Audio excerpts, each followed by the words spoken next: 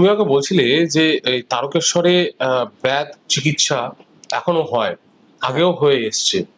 তো মেল মানে যখন তারকেশ্বর হয়, যখন প্রতিষ্ঠিত হয়, তখন ওখানে কি চিকিৎসার জন্যই কি ফেমাস জানা যায়? কারণ এত লোক যায়, কয়েকশো কোটি লোক যায়।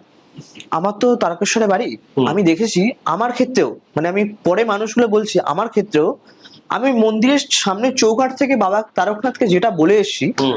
আমার সাথে কিন্তু সেটাই ঘটিয়েছে। আমাকে সেটাই দেখিয়েছে সঠিক মানুষ, ঠিক মানুষ। এটা প্রতিটা মানুষের, আমি বহু মানুষকে জিজ্ঞেস করি যে এখানে কেন এসেছেন, ঠিক। বলছে বাবা আমাদেরকে যেটা দিয়েছে সেটা অন্য কোথাও গিয়ে হয়তো পেতাম না।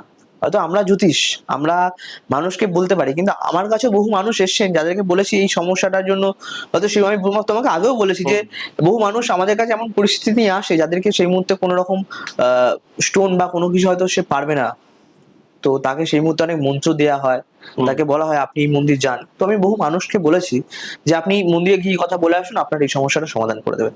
এরকম মানুষ যে আমার কাছে এসে, মানে তাদের ভয়ঙ্কর ভয়ঙ্কর সমস্যা আমি সমাধান হয়েছে, মানে বাবা তারকনাথ মহাদেব, জগন্নাথ দেবের কৃপায়। তো এমন একটা সমস্যা আটকেছে যে বাড়ির লোক হসপিটালাইজ, ডাক্তার বলেছে সে আর 3 দিন বাঁচবে। হুম।